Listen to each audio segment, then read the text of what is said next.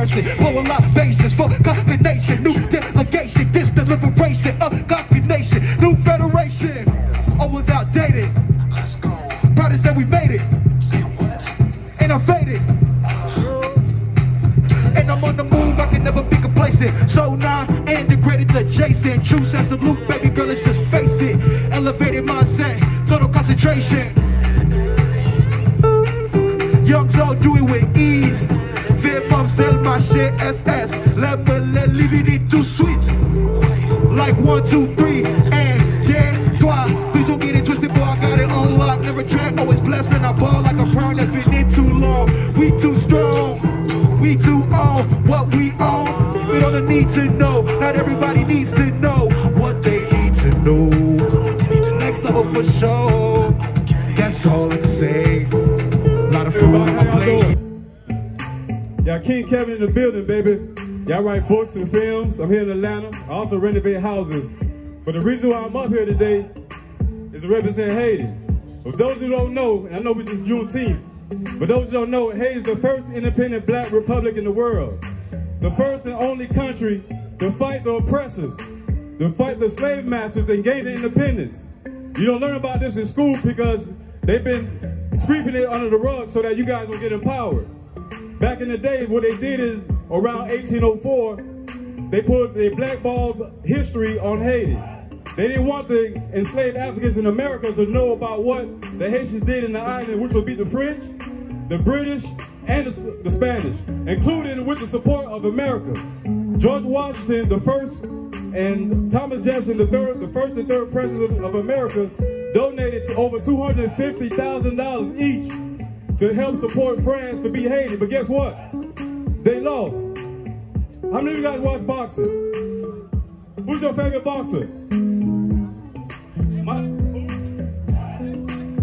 Mayweather? You got Mike Tyson, Vander Holyfield, etc., etc. All right, check it. You Mayweather, right? Saint-Affet. You Mayweather. I guess you could call me, I don't know, Vander Holyfield. But if I beat you, what that makes me? Hey, you the champion. If I beat you, what that makes me? Now check it. General Toussaint Louverture, the greatest hero of all time. White, black, yellow, whatever. Don't just go by my words. Marcus Garvey said that. I know y'all know who Marcus Garvey is. General Toussaint Louverture of the Haitian Revolution. He said that he's the greatest hero of all time. Greater than George Washington, greater than Cromwell, and Napoleon Bonaparte. But you don't hear about that in the school books because he was black and he was Haitian. But I'm here today to let y'all know that we are a great people. Not because I'm Haitian or you African American or Jamaican. We are black, one love, one God, one love, one destiny. Now let me say this. I have a book coming out called America's and France's 1,000-Year War Against Haiti, Assassination of a Nation. Let me say it again.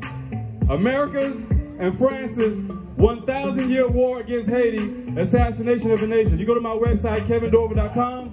I'm on tour right now, the Black Legacy Tour. We started in Chicago, and now I'm here in Atlanta, Georgia. I'm getting ready to go to Ghana and Jamaica. So please check me out, support the movement. We do have a GoFundMe because what we want to do right now, which is the reason why I'm here, is that we are lobbying in Washington, D.C. We're going to have about 100,000 people protesting in Washington next year. Go to my website, KevinDorival.com. Support. There's a petition as well. If you want to donate, please donate because the mission is not free.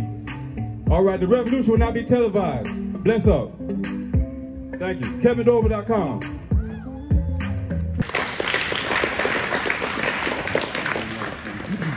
Peace, Kings. Peace. Bless up to all the fathers in the building. Give yourself a round of applause. Happy Juneteenth weekend. I'm actually supposed to be at an event right now.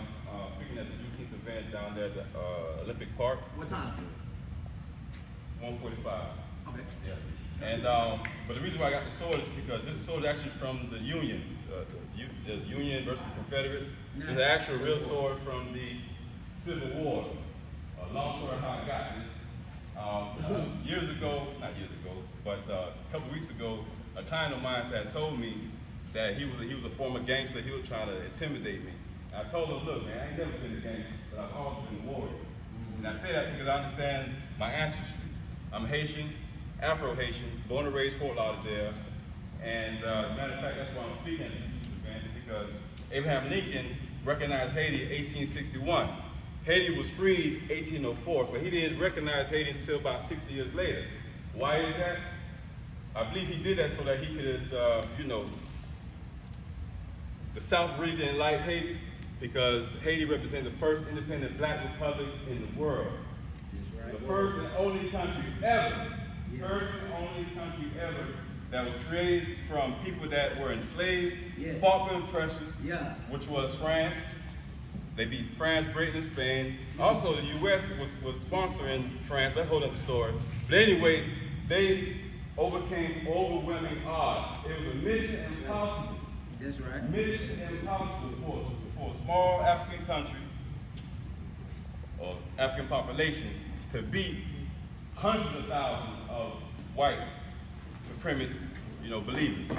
Now, you gotta read my book, learn more about that. I wrote 4 books. My next book is called France and America's 1,000-Year War Against Haiti, Assassination of the Nation.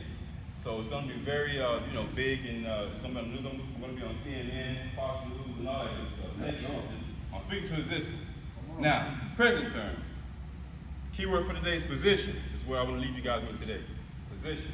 I just came back from Miami last Monday because my nephew, who was a big football player in Fort Lauderdale, he graduated. Shout out to David.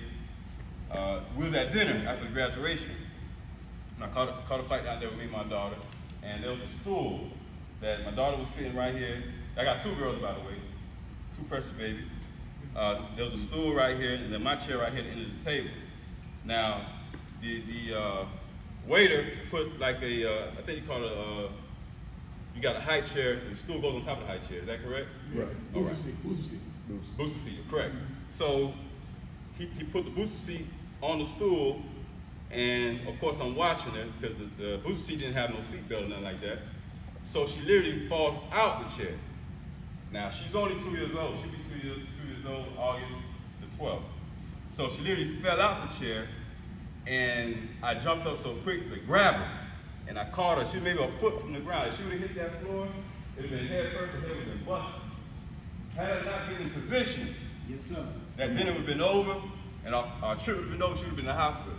So I still get nervous about it today, but being a father, and I was in position to do something to prevent tragedy. So what I want you guys to keep in mind is, whether you're a father or you're a friend, be in position to do what's needed to be done. Whatever you, like in driving, I was taught when I was learning how to drive, whatever you think the next driver's gonna do, they're gonna do it. So I learned how to avoid accidents. So if you think someone's gonna turn in your lane, you know what I'm saying, you kind of move out the way. So you guys be in position, do what needs to be done. Don't wait for the accident to happen. If you think it's gonna happen, take proper steps to prevent tragedy. Anyway, my name is King Kevin Dorival. My website is kevindorival.com. I'm a future multi-millionaire, and actually I just bought my first property a month ago. Hey, bless all of y'all. It's King Kevin in the building. Today is June 19th, Juneteenth, the official Juneteenth day, you know, back in 1865 when the actual Juneteenth actually began, you know, the freedom of African Americans here in the States. Well, African Americans, obviously in the States. However, what I wanted to just, you know, clarify, I hope you guys enjoyed the videos that just shared. Those videos were actually both done Saturday, June 17th here in Atlanta, Georgia, which is where I am. Actually, I'm wearing my company shirt, you know, Sky King Air Services, mold and water damage specialist. We also do full renovations, and even I didn't do any work today other than being a father and take care of my 2 baby girls. But what I did do today was pick up a check, you know, pretty large check for a new client. Word of mouth is getting around, so I'm very happy about that.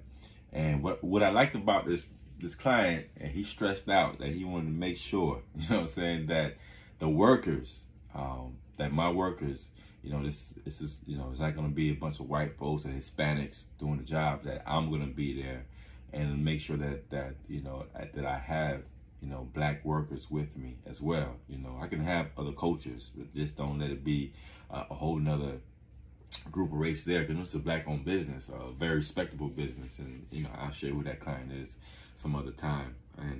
But what I wanted to really show you guys as well Juneteenth, you know, it's some mixed feelings about Juneteenth. I've been celebrating Juneteenth since 2012, 2013, when Mrs. Wanda Walker, rest in peace. Mrs. Walker was such a beautiful lady, very kind spirit.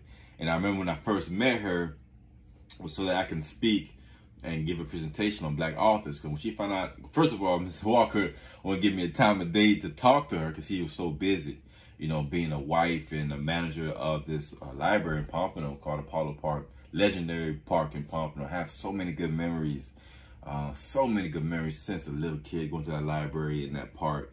Always a good vibe. They always wanted to help and support, you know, the local artists, you know, whether you were, you know, a painter, you're author, or orator, whether you were, you know, some sort of chess coach. You know, I almost brought my chess program there, our chess program there, Courage to Leave International. Even though I am Afro-Haitian, most of my friends, my circle, what I grew up around was mainly African Americans. Half my girlfriends, African Americans, if they weren't Haitian or Jamaican. Because that's the community, you know, I was in. Matter of fact, the community that I moved out of before I moved to Atlanta, it was mainly a Jamaican community. Because, you know, commissioners, police officers, the stores were Jamaican run. So I have a very, you know, diverse background when it comes to working with people. But I like the fact that this business owner said that, you know, because we don't support each other enough. And Juneteenth is being mocked, I think, personally, by the presidency, you know what I'm saying, especially now with Joe Biden. You know, did you see how they did that, you know, Gay Pride Month? They had the flag in the middle between two big U.S. flags, and they have the proud, you know, the LGBT flag in the middle. I don't have an issue in the LGBT community at all, to be honest. But it just bothers me how they kind of like, you know, make light of how they trying to implement Juneteenth with the Proud Month. Is that what it is? Proud Month, Proud Flag Month, whatever that particular holiday for the gay and lesbian community is. And they had a couple of transgenders bare breasts on their breasts. There's kids there. The transgenders doing that. I mean, it was disgusting. And actually, you know, the White House banned them from coming back to the White House for good reason.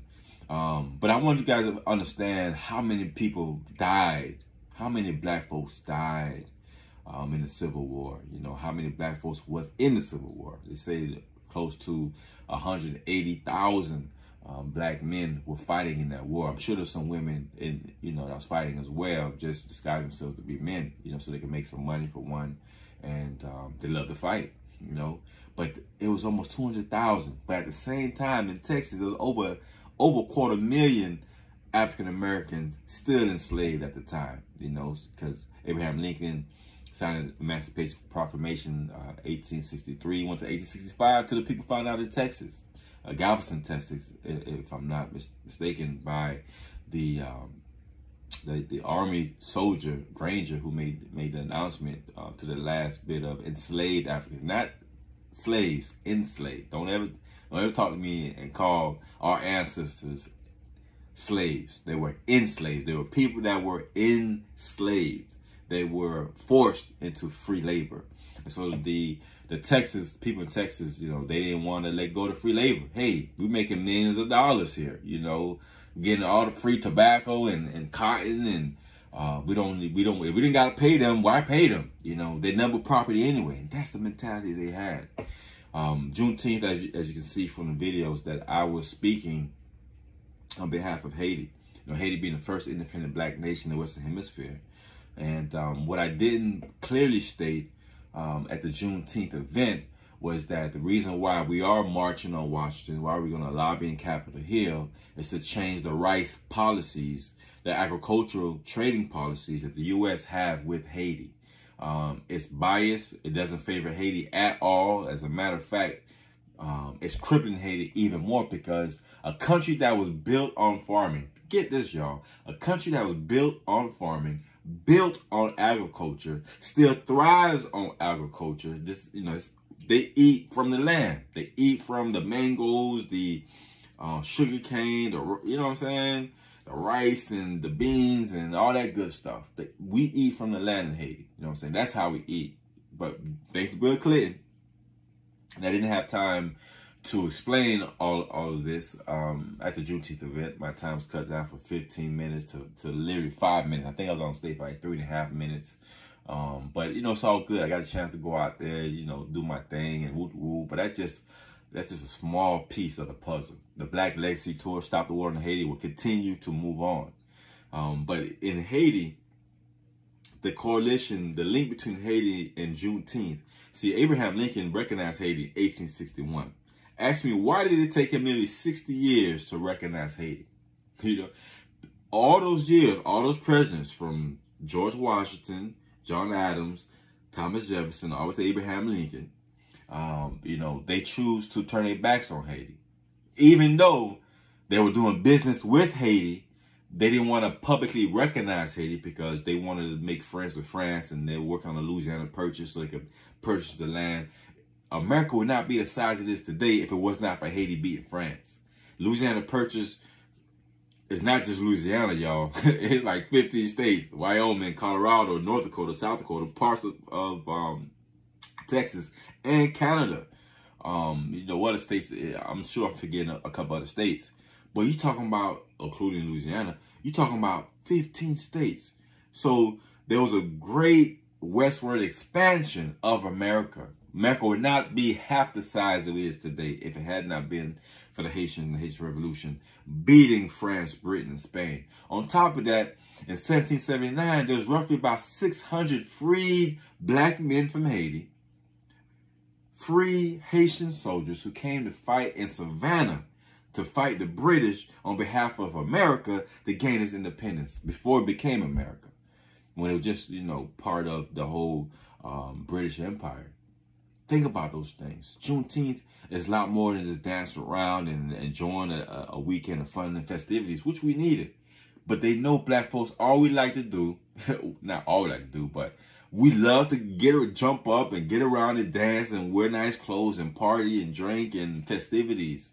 Did you know during the slave trade, during those times, you know, 18th, 19th century, that if you, on a weekend, if you were not partying and getting drunk and you trying to save your money, you either get whipped or forced to buy liquor to get drunk and dance and party.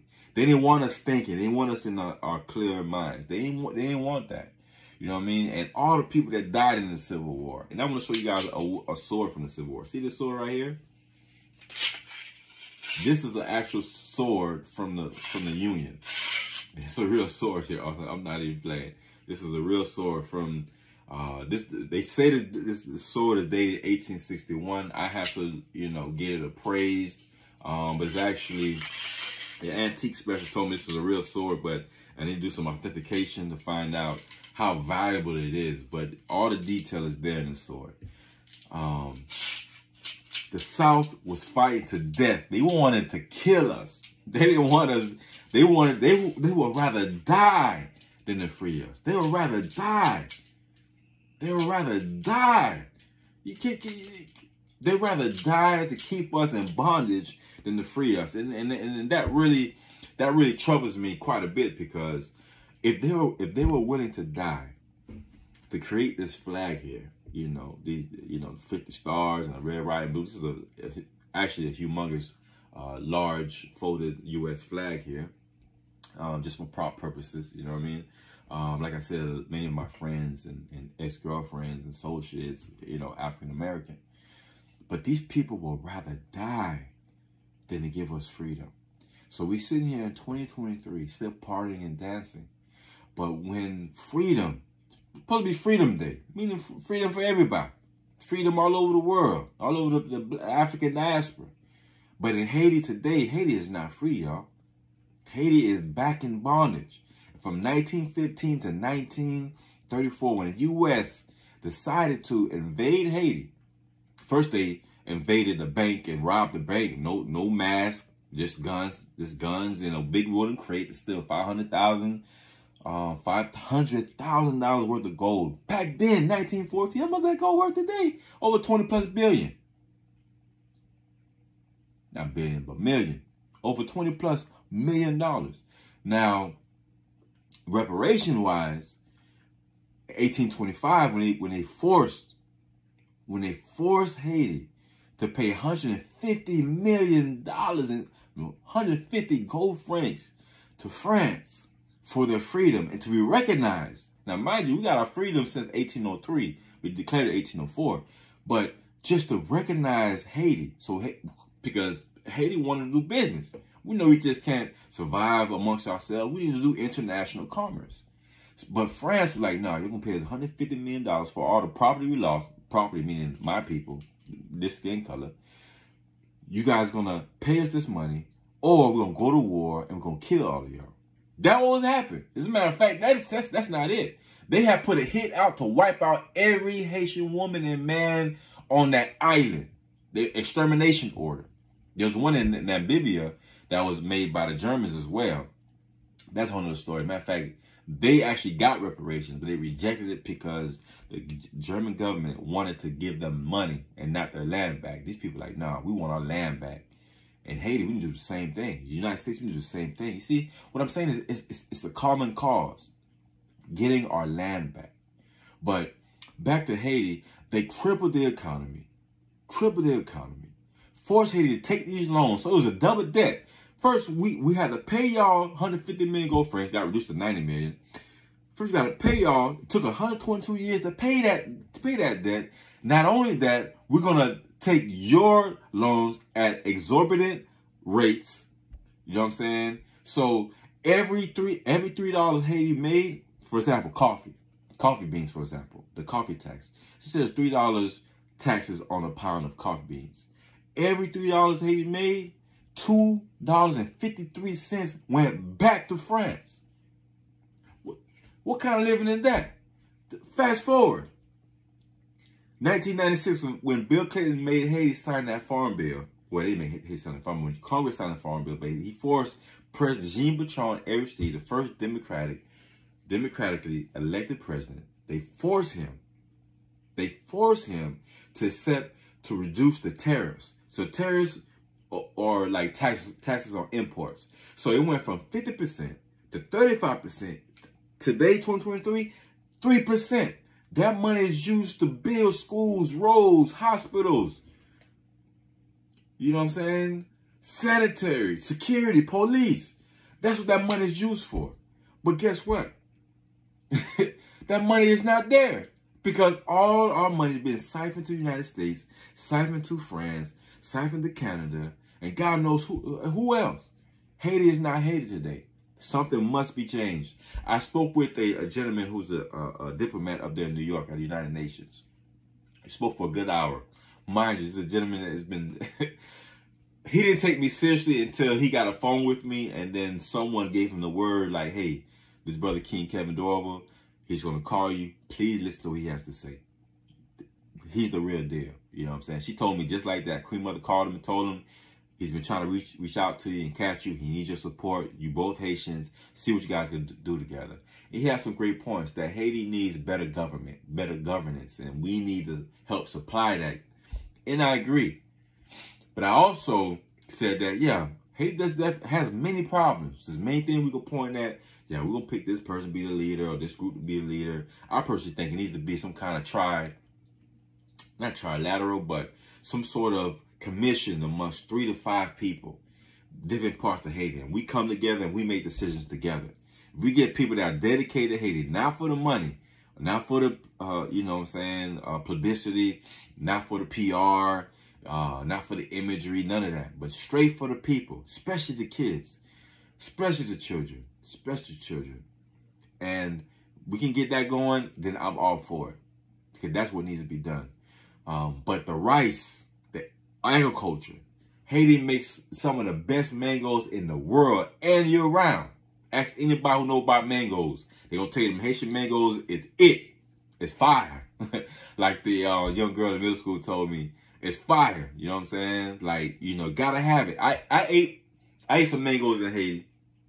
And quick story, I have a 3-acre land in Haiti, right? My mom left us, you know, my siblings, in Haiti. And on that land, there's these mango trees, massive mango trees, massive.